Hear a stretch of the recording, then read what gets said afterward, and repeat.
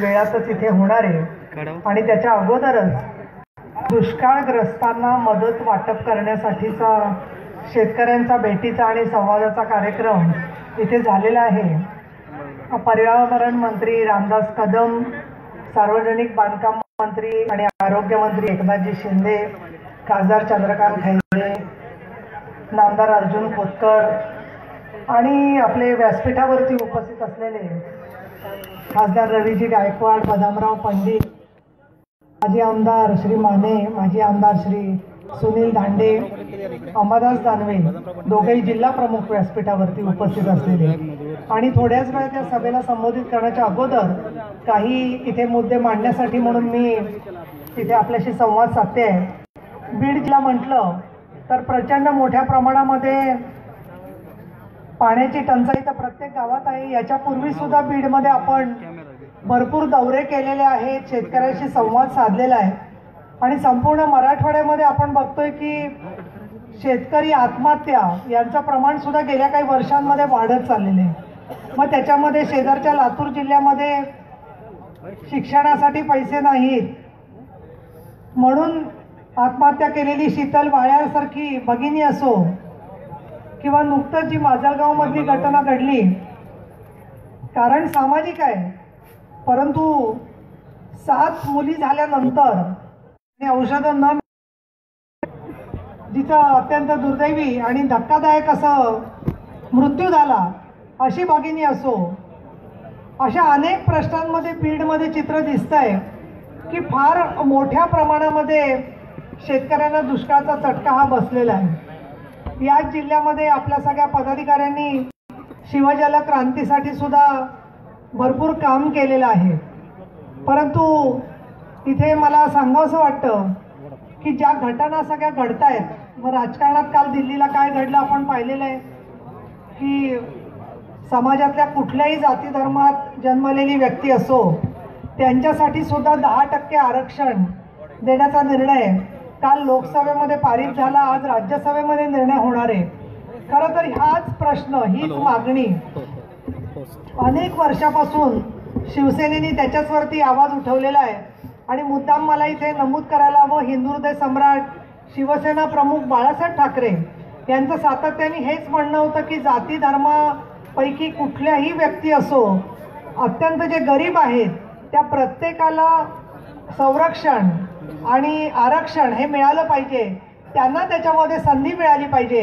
आणि आज जवळजवळ 30-40 वर्षांनंतर आज संपूर्ण हिंदुस्थान हिंदू हृदय सम्राट बाळासाहेब ठाकरे यांच्या विचारावरती सर्वजण एकत्र येऊन पोचलेले आहेत आणि याचं कारणच असं आहे की आपण जो विचार मांडला तो विचार माननीय मोठ्या साहेबांचा विचार आज देशाने स्वीकारला आहे, पण नंतर तो जगाला स्वीकारावा लागेल एवढी शक्ती बाळासाहेब ठाकरे यांच्या विचारामध्ये होती। आज इथे ज्यावेळेला आपल्याला आरक्षणाचं आर्थिकदृष्ट्या मिळालं त्यावेळेला मात्र प्रश्न हा आपले गटनेते अण्णाराव अडसूळ यांनी लोकसभेमध्ये विचारलेला आहे की मग इतके दिवस मराठा मोर्चांना का वाट बघायला लागली? घटना दुरुस्ती जर का करायची होती तर धनगर आरक्षणासाठी त्याच्यासाठी एवढी का वाट पाहायला लागते आहे? शिवसेनेने तर मुस्लिमांच्या सुद्धा आरक्षणाला पाठिंबा दिलेला आहे याच्यासाठी की जे समाजातले गरीब घटक आहेत, मग त्याच्यात हिंदू समाजामधला मराठा समाज असेल किंवा अन्य कुठलेही घटक असतील, त्या प्रत्येकातल्या लेकरं जी आहेत त्यांना शिक्षणाचा प्रत्येकाला अधिकार मिळाला पाहिजे आणि या दृष्टिकोनातून आपल्याच भूमिकेवरती आता केंद्रामधलं सरकार जे आहे ते पोचलेलं आहे। परंतु इथे मला सांगायला पाहिजे की जसं अडचणीत मनुष्य आला की तो मनुष्य हातपाय मारायला लागतो, जर का पाण्याचा मोठा लोंढा नसतो त्याला मनुष्य इकडे तिकडे पाणी उडवत उभा असतो, परंतु ज्यावेळेला मोठं पाण्यामध्ये खळबळ सुरू होते त्यावेळेला मनुष्य आधार शोधायला लागतो। तसा आधार शोधण्यासाठी म्हणून केंद्रातल्या सरकारने हा आरक्षणाचा मुद्दा घेतलेला आहे, पण देर आहे दुरुस्त आहे, उशिरा का होईना त्यांनी हा निर्णय घेतलेला आहे। त्याच्यामधून जनतेला तो फक्त निवडणुकीचा जुमला नसावा ही अपेक्षा आहे आणि हा मात्र प्रश्नाचं उत्तर हे सरकारला द्यावं लागणार आहे की मराठा समाजाला ज्यावेळेला घटनात्मक बदलाची मागणी करा अशा पद्धतीने आपण मांडत होतो, माननीय उद्धव साहेबांनी सांगितलं होतं की मागासवर्गीय अहवालाचं तुम्ही सांगता आहात, परंतु मागासवर्गीय अहवालाची वाट न बघता जसं तामिळनाडूच्या धर्तीवरती घटना दुरुस्ती केली तशी घटना दुरुस्ती केली असती तर आर्थिकदृष्ट्या मागासांबरोबरच आज मराठा समाजाला सुद्धा इतकं मोठं रणकंदन करावं लागलं नसतं, त्यांना सुद्धा न्याय मागण्या मिळाल्या असत्या. ओबीसी समाज जो आहे, मागासवर्गीय समाज जो आहे, त्यांचे जे प्रश्न आहेत त्याच्यावर कायम शिवसेनेने आवाज उठवलेला आहे. आणि ज्या ज्या वेळेला आपल्या आमदारांना, खासदारांना कोणी विचारलं की तुमची जात काय, त्यावेळेला प्रत्येकाची जात काय ते कळली. कधी तिकीट वाटप देत असताना शिवसेना प्रमुखांनी हिंदू समाजामधल्या जाती पोटजातींचा विचार करून या ठिकाणी तिकीटं दिली नाहीत. या उलट काही मात्र पक्ष असे आहेत की त्या पक्षांमध्ये जात बघूनच फक्त तिकीटं दिली जातात आणि अमुक एका जातीचा तो मनुष्य नसेल तर त्याचं तिकीट आपल्याला डावललेलं दिसतं. दुष्काळाच्याकडे सुद्धा आपण पाहतोय, त्यावेळेला आपल्याला चित्र दिसतंय की सरकारने तर जाहीर केलं की दुष्काळग्रस्त अनेक तालुके त्यांनी जाहीर केले, परंतु आपल्याला दिसलं गेल्या निवडणुकांच्या वेळेला त्याच्यापूर्वी देखील दुष्काळ पडला होता आणि नंतर देखील 2016 मध्ये आपण इथे आलो होतो तर आपल्याला काय चित्र दिसलं की बीड जिल्ह्यामध्ये ज्या ज्या पाण्याच्या योजना गावामध्ये झालेल्या आहेत, मग आम्ही त्याला बीड तालुक्यात गेलो होतो, शिरूर तालुक्यामध्ये गेलो होतो, बीडमध्ये गेवराईमध्ये पाहिलं, माजलगावमध्ये पाहिलं, तर पाण्याच्या योजना ज्या प्रकारे करायला हव्या होत्या त्या बीड जिल्हा परिषदेमधल्या चुकीच्या त्यावेळच्या निर्णयांमुळे अनेक योजना ज्या आहेत त्या रखडलेल्या आपल्याला दिसून येतात. बीडमध्ये आपल्याला दिसतं की मोठ्या प्रमाणामध्ये ऊसतोड कामगार आहेत आणि हा जो ऊसतोड कामगार आहे तो महाराष्ट्राच्या प्रत्येक भागामध्ये फिरत असतो आणि या ऊसतोड कामगारांच्या बरोबर आमच्या भगिनी सुद्धा गावागावामध्ये जात असतात. त्याच दौऱ्याच्या वेळेला मला आठवतंय की गावामध्ये लोकांनी सांगितलं होतं की तरडी काठी माणसं जातात, ती ऊस तोडायला जातात आणि गावामध्ये म्हातारी माणसं, छोटी मुलं, 15-16 वर्षाच्या छोट्या छोट्या मुली गावामध्ये छोटी बालकं राहिलेली असतात आणि मग दरोडे पडणं, त्याचबरोबर तिथे त्यांच्यावरती काही वेगळे प्रकार होणं, त्यांना त्रास होणं, यासारख्या देखील घटना बीडमध्ये घडलेल्या आहेत. आणि मला इथे सांगायला पाहिजे की बीड जिल्ह्यामध्ये काठोडा गावामध्ये अशाच पद्धतीने खून आणि अत्याचाराची प्रकरणं घडली होती. अशा प्रकरणामध्ये सुद्धा तिथल्या लोकांचे अश्रू पुसायला कोण धावून आलं असेल तर ते म्हणजे शिवसेना धावून आली. आणि मला अजूनही आठवतं की माननीय उद्धव साहेबांनी बीड जिल्ह्यातल्या काठोडा गावाला भेट दिली, त्याला सुनील दांडेही होते, सर्वजणांनी आपण भेट दिली.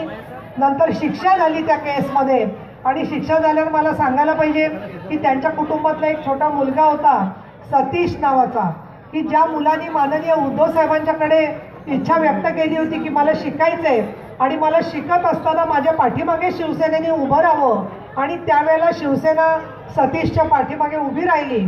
आता तो मुलगा ॲग्रिकल्चर विद्यापीठामध्ये नोकरीला लागलेला आहे आणि त्याचबरोबर त्यांनी संगीताचंही शिक्षण घेतलेलं आहे. म्हणजे एका दुष्काळग्रस्त भागामधल्या कुटुंबावर जेव्हा संकट येतं त्यावेळेला शिवसेना त्याच्यात पाठी कशी उभी राहते. आणि सतीशने आज पत्र दिलेलं आहे आमच्याकडे, त्याच्यात त्यांनी उल्लेख केलेला आहे की त्याला जी आवड होती त्या आवडीमध्ये त्यांनी शिक्षण पूर्ण केलं, ॲग्रिकल्चरचं कृषी विद्यापीठातलं शिक्षण पूर्ण केलं आणि आता त्याला माननीय उद्धव साहेबांना भेट घ्यायची आहे. आणि या सगळ्या मुद्द्यांच्या वरती दुष्काळाच्या संपूर्ण विकास कार्यक्रमांची अंमलबजावणी करण्यासाठी आपण सरकारवर अवलंबून राहिलेलं नाहीये, तर आपले कार्यसम्राट मंत्री, पर्यावरण मंत्री आमदार रामदास कदम यांनी त्यांच्या प्रयत्नातून आणि सर्व आपल्या शिवसेनेच्या कार्यकर्त्यांच्या अथक प्रयत्नांमधून 100 ट्रकपेक्षाही जास्त पशुखाद्य आज बीड जिल्ह्यामध्ये देऊ केलेलं आहे. आणि ज्यावेळेला आता गावामध्ये आम्ही बोलत होतो तर तिथे सुद्धा लोक सांगत होते की या पशुखाद्यानंतर काही काळाने छावण्यांची सुद्धा गरज भासणार आहे. भाई त्यावेळेला मी विचारलं त्यांना की चारा, आपली मागणी एक असते नेहमी की दावणीला का छावणीला, तर त्याच्यात लोकांनी सांगितलं की आम्हाला छावण्या पण पाहिजेत, कारण पशु सांभाळण्यासाठी म्हणून आम्हाला गावामध्ये लोकांची वस्ती राहते. आणि या दृष्टिकोनातून मला असं वाटतं की दावणीला बांधायचं तर ते मुजोड सत्ताधारी लोक आहेत, त्याच्यात राम शिंदेसारखे मंत्री आहेत की ते सांगतात कुठेही जनावर सोडून द्या, त्यांना दावणीला बांधावं आणि आपल्या शेतकऱ्यांना मात्र छावण्या द्याव्यात, अशा पद्धतीने मी अपेक्षा व्यक्त करते. माननीय उद्धव साहेबांचं आगमन या ठिकाणी झालेलं आहे आणि प्रत्येक वेळेला बीडमधून आपण प्रेमाने स्वागत केलं, परंतु या निवडणुकीमध्ये खासदार आणि आमदार निवडून देऊन आपण शिवसेना पक्षप्रमुख उद्धवजी ठाकरे यांचं आगळं वेगळं स्वागत या 19 मध्येच करावं अशा प्रकारचं मी आवाहन करून माझे 2 शब्द संपवते. धन्यवाद. जय भीम, जय महाराष्ट्र.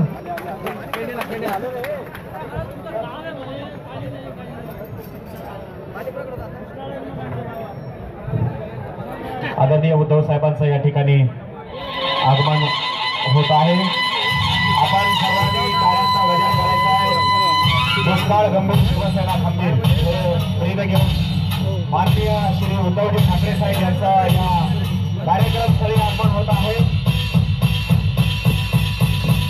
पशुखाद्य वाटपाच्या कार्यक्रमाला शिवसेना पक्षप्रमुख माननीय श्री उद्धवजी ठाकरे साहेब यांचं आगमन होत आहे.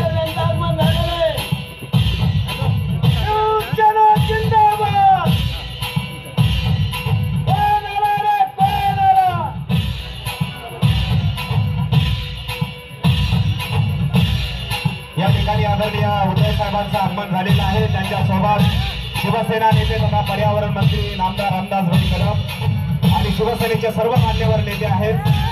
मी विनंती करतो आपण शिवछत्रपतींच्या प्रतिमेचं पूजन करावं. शिवसेना पक्षप्रमुख माननीय श्री उद्धवजी ठाकरे साहेब महाराष्ट्राचा आराध्य दैवत छत्रपती शिवाजी महाराज यांच्या प्रतिमेचं पूजन या ठिकाणी करत आहेत. त्यानंतर शिवसेना प्रमुख बाळासाहेब ठाकरे यांच्या प्रतिमेचं पूजन.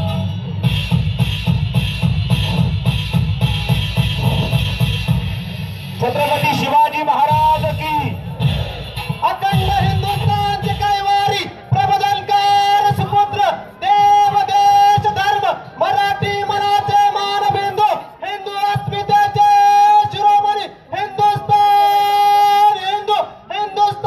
एकमेव हिंदू हृदय सम्राट हिंदू धर्म रक्षक सरसेनापती महानेता शिवसेना प्रमुख श्रीमान बाळासाहेब ठाकरे यांचा अखंड महाराष्ट्राचे भाग्यविधाता तमाम शेतकऱ्यांचे कष्टकऱ्यांचे कैवारी शिवसेना पक्षप्रमुख श्रीमान उद्धवसाहेब ठाकरे यांचा जय भारत. उद्धव साहेब तुम आगे बढ़ो. प्रभू श्रीरामचंद्राच्या पुतळ्याचं पूजन होत आहे. सर्वांनी जयघोष करायचा आहे. सुयावर रामचंद्र की. धन्यवाद. शिवसेना पक्षप्रमुख माननीय श्री उद्धवजी ठाकरे साहेब यांचा या ठिकाणी पशुधनाचं प्रतीक बैलजोडी आणि बैलगाडी देऊन या ठिकाणी भेट दिली जात आहे. मी मान्यवरांना विनंती करतो आपण स्थानापन्न व्हावं. आणि यानंतर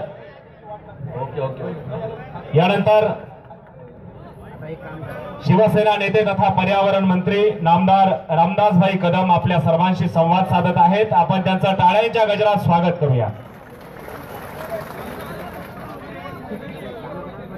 छत्रपती शिवाजी महाराज शिवसेना प्रमुखांना मानवंदना.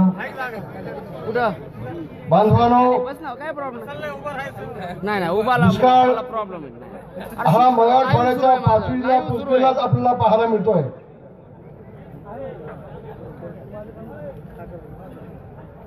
गेल्या अनेक वर्षामध्ये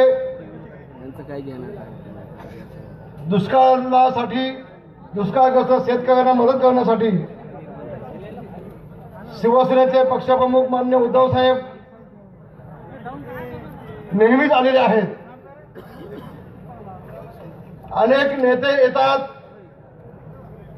इथं पत्रकार परिषद घेतात, डायस पुढे घेतील ना. होय मामा.